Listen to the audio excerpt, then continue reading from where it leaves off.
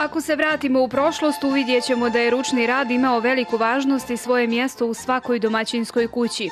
Gledajući svoju majku, Mila Bojanović iz Bijeljine naučila je da veze, tada ne sluteći da će se jednog dana baviti time.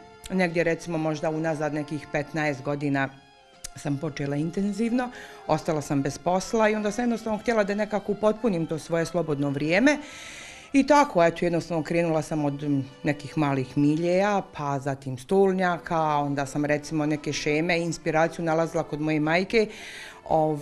Uzmala sam od nje šeme, pitala sam je za savjete, za izbor platna, za izbor konca, dok ja jednostavno nisam tu tehniku savladala. Inspiraciju pronalazi u etnomotivima i sve što prenosi na platno dovodi do savršenstva. Na raznorazne načine se snalazim ili recimo kupim časopise koje imaju odgovarajuće šeme koje se meni sviđaju i to prenesem na platno, upotrijebim iglu i odgovarajuće konce.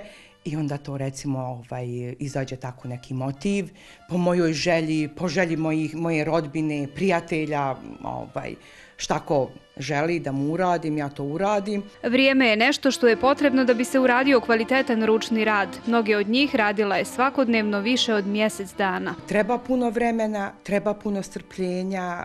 Prvo treba odabrati motiv koji će se raditi, zatim taj motiv treba prenijeti na platno, odabrati adekvatno platno, ne može ni svaki motiv na svako platno. Znači treba odabrati platno, treba odabrati konce, treba prenijeti šemu na to platno, nacrtati znači to i onda tek sjesti i to raditi.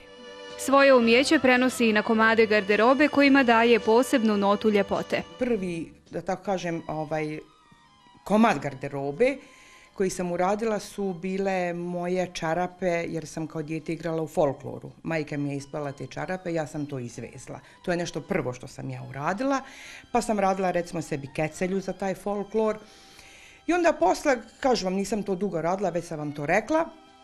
I onda kad sam krenula sa tim stolnjacima, sa tim nastolnjacima, peškirima za svadbe, poželjela sam da uradim nešto i recimo i na garderobi. Uradila sam par marama, uradila sam par haljina, par tunika, na što sam jako ponosna. Trebalo mi je puno vremena, ali jednostavno kad nešto volite, onda nekad i ne znate koliko ste vremena utrošili. Bitno je da dobijete ono što želite. Pored svega, Mila svim predmetima u kući daje neki novi izgled. Da ne bi one završavale u kontejneru, ja sam htjela da te flaše malo oplemenim, da ih recimo obučem, da one ostanu